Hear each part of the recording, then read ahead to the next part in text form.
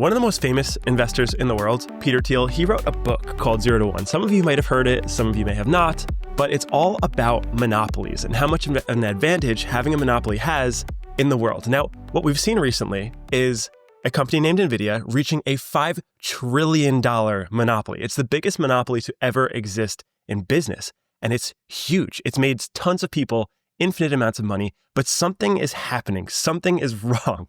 It appears as if that monopoly is starting to slip out of their hands. And in this episode, we're going to talk about why and what that means for the entire market. I mean, when you're a $5 trillion asset, the size of your company makes a meaningful impact on the market. So when a company like Nvidia loses hundreds of billions of dollars over a short period of time, like the last month, we got to start paying attention to this because it's dragging everything else down with it. So up here on the screen, we have some charts that I want us to walk through, EJS. If you could just kind of show us the difference between Nvidia and who we believe to be the competition that is responsible for knocking these hundreds of billions of dollars off their market cap.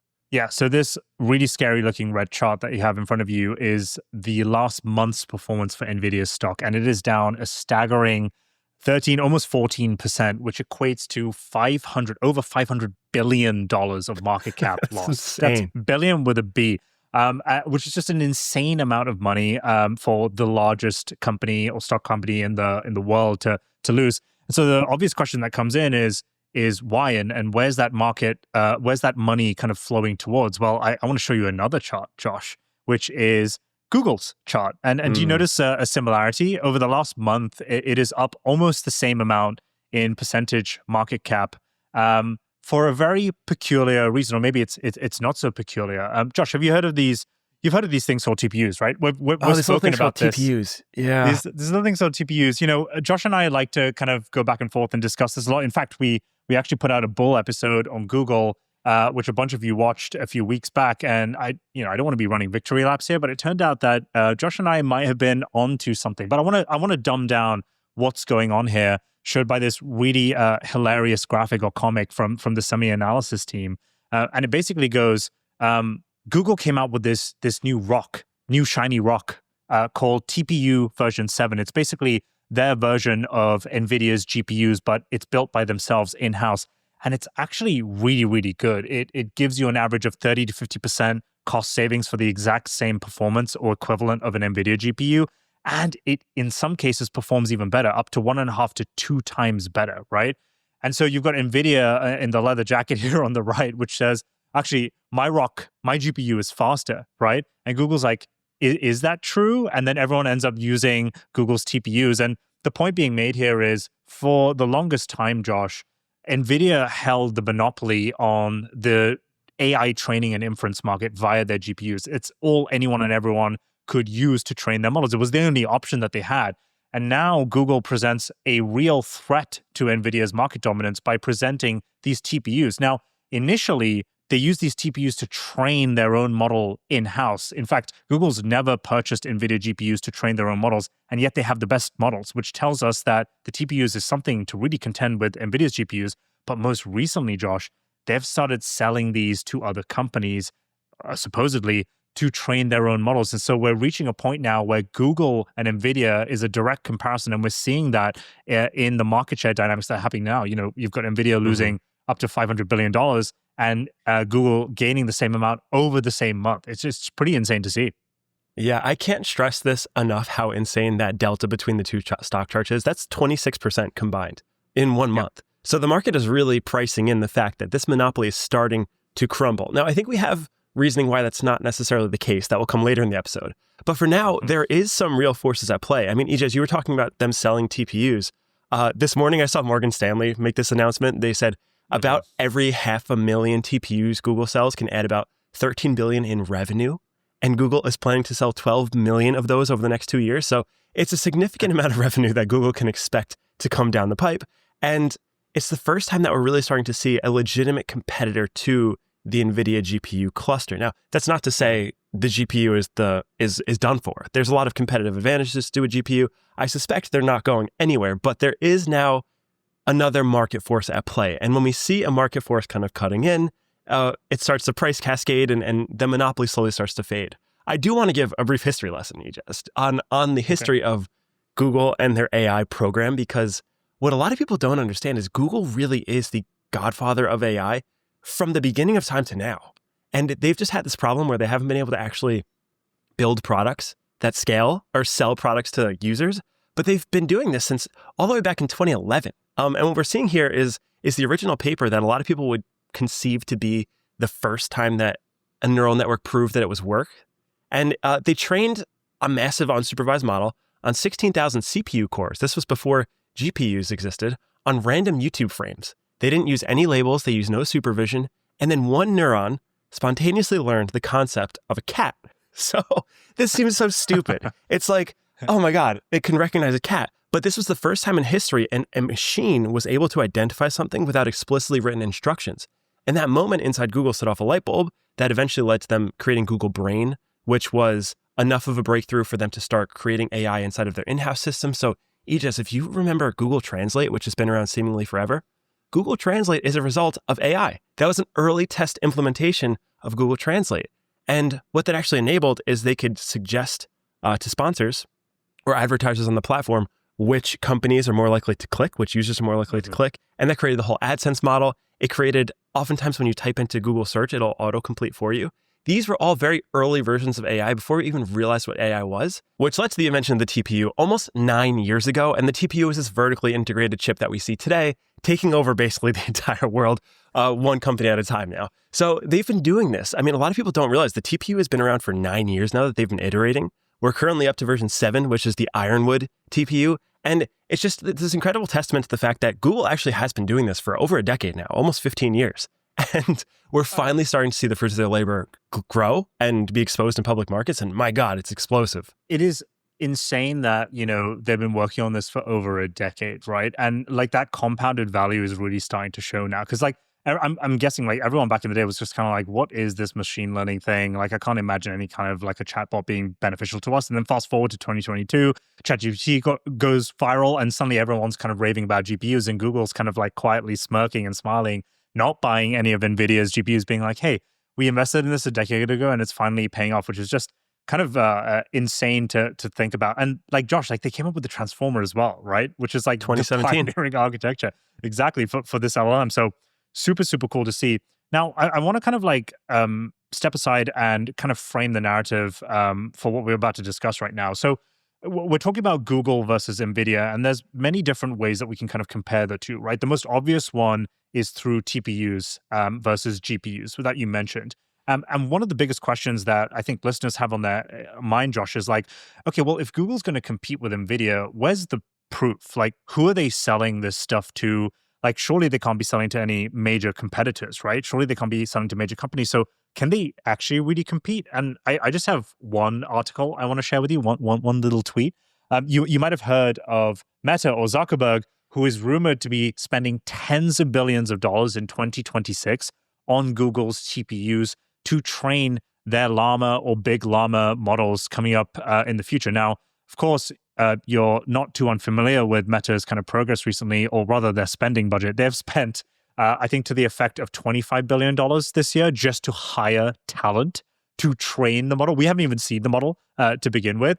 So the fact that they're planning on using Google's infrastructure, supposedly, to train their models is no easy feat. And so you might be wondering, well, like, why would they choose TPUs over NVIDIA's GPUs? That's kind of like the standard kind of framework to go down. Well, I just want to show you the scaling chart, which basically shows that the TPU, which is Google's infrastructure, their GPU, versus the GB300, which is NVIDIA's latest GPU, there's a significant cost difference, right? If you were to use Google's TPUs, the Ironwood TPU v7, you would save 30 to 50%, depending on the amount of TPUs that you would use in training your model. Now, when you consider that Meta's CapEx spend for the next year, I believe is going to be something along the lines of $67 to $85 billion. That is a lot of cost saving if you are able to use Google's TPU. So from an economical sense, it makes a hell of a load of sense, right? And then the other thing I was thinking about, Josh, is why would Meta kind of use Google's TPUs for their own systems, right? Aren't they directly competing? Well, there's a secret kind of detail that I learned about this.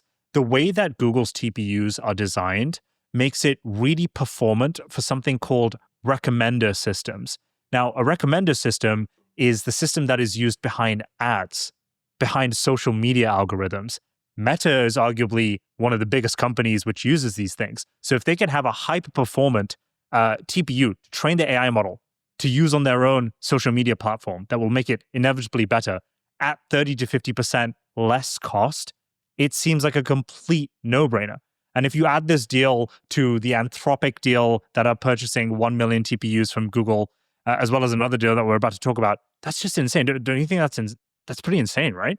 Yeah. And going back to that chart that you just brought up earlier, which Yes. shows the cost difference, like if you're a big AI company spending billions on training models, Google's now offering a system that can cost only 25 to 50 cents for every dollar you'd spend on NVIDIA's best hardware. And that is a huge deal because, I mean, when it comes down to it, cost per unit of compute when training is so large when you're at the scale of these companies spending tens of hundreds of billions of dollars, that 25, 50% of the cost is massive. And granted, like you said, they're not good for everything. But if you're a company like Meta, who's building suggestion algorithms that's particularly good for, this is a no-brainer. And it seems to me like now the only threshold will be how quick can Google actually create these, manufacture them, spin them up, put them in server racks, and get them online so people can start using them. Because this unlocks a whole new use case for AI that we haven't seen in the past that we'll see now because of the lower cost and also the increased efficiency of these Ironwood TPUs. And Google's innovating quick, man. I mean, each one of these TPUs is coming out every single year, and each one is significantly better than the last. Every 500K TPUs that Google sell adds 10% to their 2027 Google Cloud rev and 3% to their 2027 earnings per share. That is insane. So they don't need to sell $13 billion. They don't need to sell near as much GPUs as Nvidia sells. They just need to sell a couple 100K.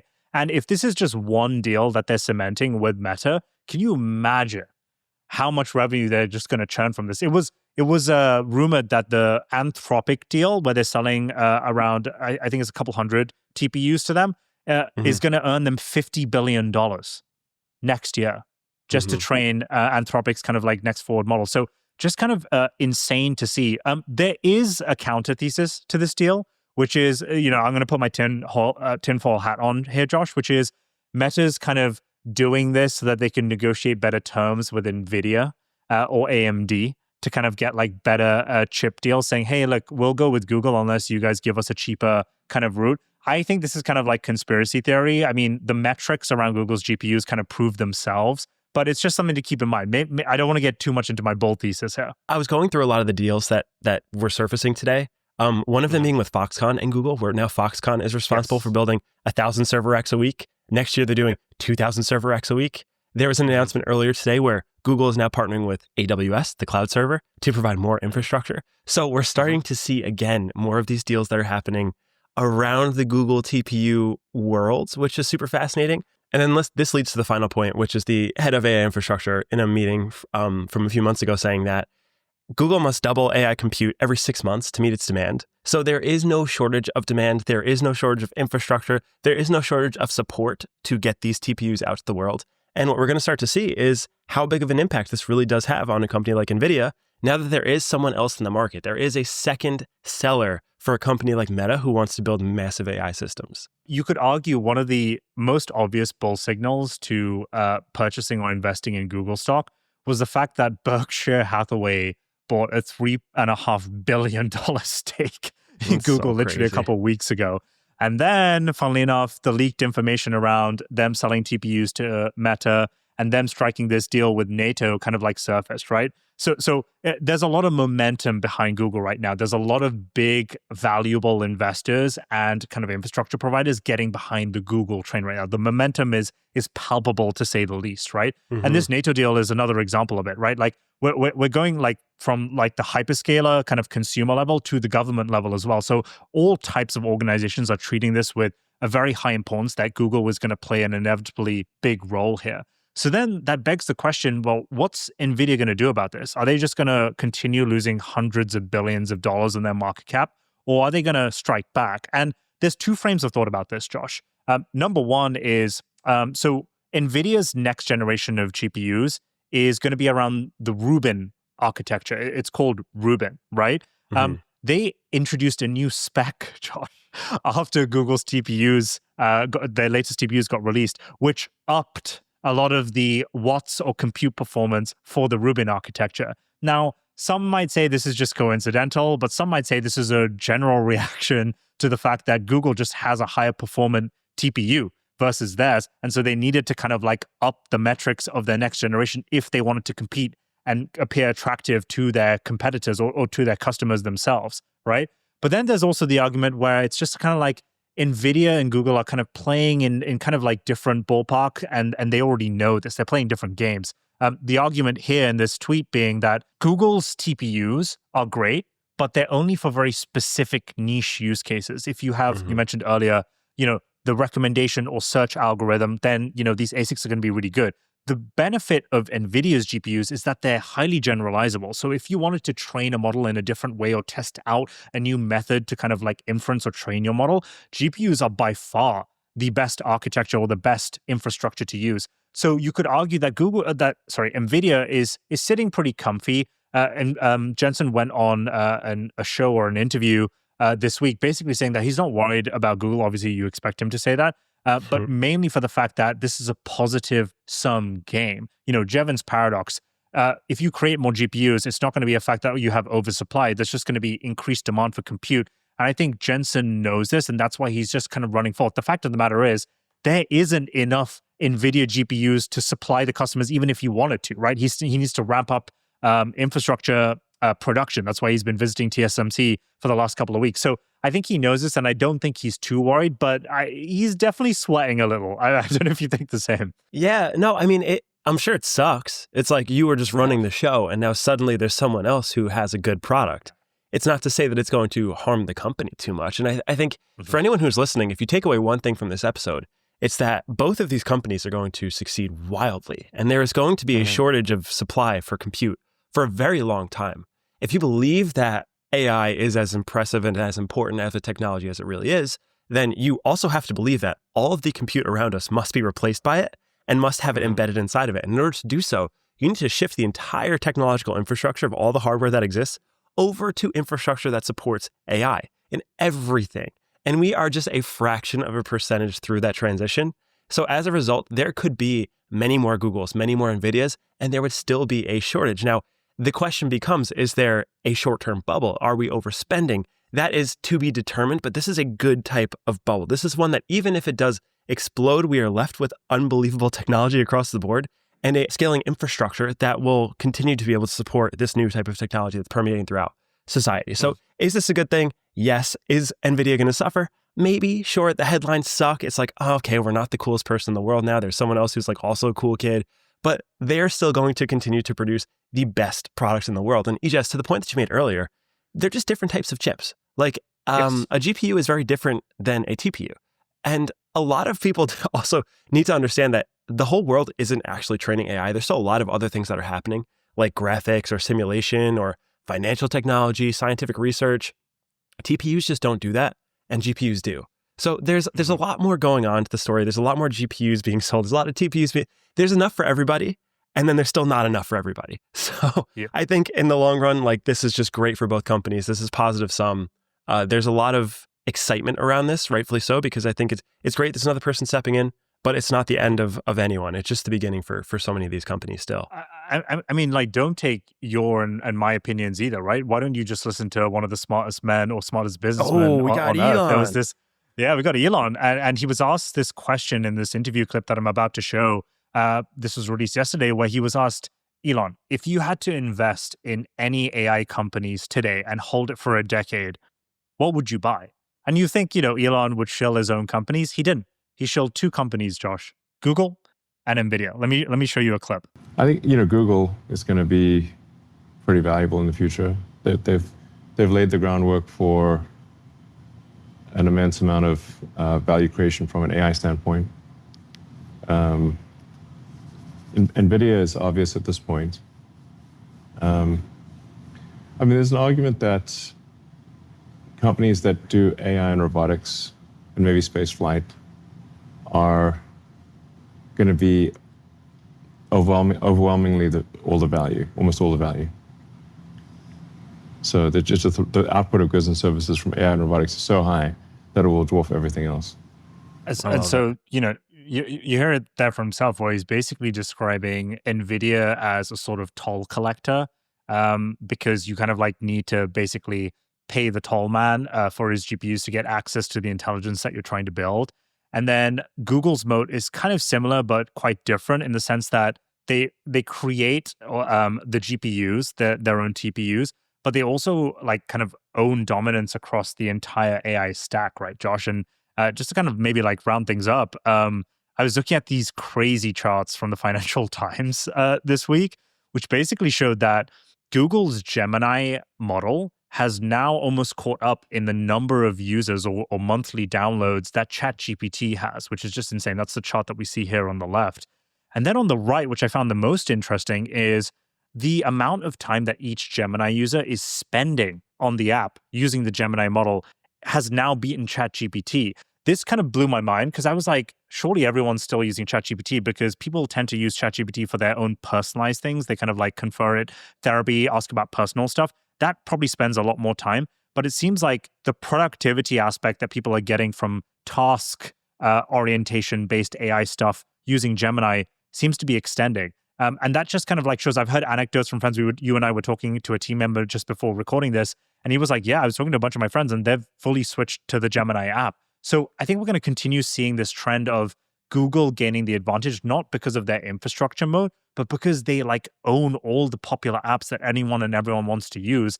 And so all they have to do is plug in the AI model with whatever app, Gmail, Maps, whatever you might kind of think of. And suddenly you have a really productive, useful app that you and I want to use every day. Like, Josh, you mentioned that you want to use Nano Banana, or you're using Nano Banana, right? Yeah, there's an important shift that I found that has happened recently that hasn't happened before, which is I have Gemini on my home screen on my phone. And that to me is very high signal because I've been resistant of it because it just hasn't been good. And while it's still not great, I think the ChatGPT app is engineered far better than Gemini. It is good enough to make me want to use it. So I went from not being a user, like I'd use Gemini 3 Pro on desktop whenever I had a hard question, but I wasn't reaching for it. And Nano Banana Pro really was the killer use case that had me like, oh my God, I need this quickly accessible and in my pocket at all times because it is so far superior to any other product in the space like that. And I think as Google starts to roll out these products, as this is something that we talk about a lot with OpenAI, where they're really good at creating an innovation and wrapping it in a product and selling it. As Google gets better at doing that, I strongly suspect Gemini will continue this trend of taking over broader and broader people. Because when you think about it, how many monthly active users Google has, it's like gigantic. They're one of the few in the world that actually has more than ChatGPT and OpenAI. Yeah. And if they can convert all of these services to pack AI into it, into one coherent service and package, that's incredible. We talk about a lot of times, like with Meta, for example, they had their awesome hardware product, but no one really wanted to use it because the ecosystem sucked. Well, Google has like the best ecosystem ever. It's funny, even on my iPhone, I have an iPhone hardware with software from Google because their software is so superior. So as they're able to integrate these top tier models into all the products, this is a serious shift. And I'm very bullish on Google. Yeah, I don't think we're going to see this trend reverse. We already know that Apple is going to be using a Google Gemini-based model in their phone for Siri. That's right. And we know that we're gonna start seeing a lot of Gemini-based apps just kind of like appear in our regular day-to-day. One other final point is like when we compare like Google versus OpenAI, remember OpenAI still isn't profitable. Google is massively, massively profitable. So they don't need to turn on ads. They don't need to kind of like demean the user experience in any way. They could just keep giving you this stuff for free and getting millions and millions more monthly active users. Whereas OpenAI at some point is going to turn on ads. And when they turn on ads, it's going to be an inferior performance. It's going to be an inferior product to some extent. And that might shift to more people using Google Gemini's products. And Google knows this. So they're willing to just kind of sit back. They own kind of every infrastructure layer, and they're just going to see how things play out. But I think that is it for today's episode. Super exciting to kind of like see where Google and Nvidia ultimately end up. In my opinion, I think that both companies, to your point earlier, Josh, are going to do extremely, extremely well. It's a positive sum game. And the fact of the matter is there is not enough compute. There's not enough energy to feed the compute that both of these companies are pushing out. So I think we're just going to see both of these companies grow into two of the largest and most valuable companies in the world. Now, I need to take a quick victory lap for all listeners here who aren't subscribed and who haven't rated our show just yet, we released an episode about the bull case for Google. What was it, 2 months ago now? And a lot of it has now played out right now. If you'd invested in Google back then, you would have participated in the hundreds of billions of dollars that their market cap is up relative to Nvidia right now. Now, I'm not going to say that we triggered it. Maybe we did, maybe we didn't. But if you want to hear more bull cases like this or more alpha in advance, subscribe to us, rate us, give us a thumbs up, give us feedback. We love it. And we will hear more from you, or you will hear more from us rather, on the next episode. See you then.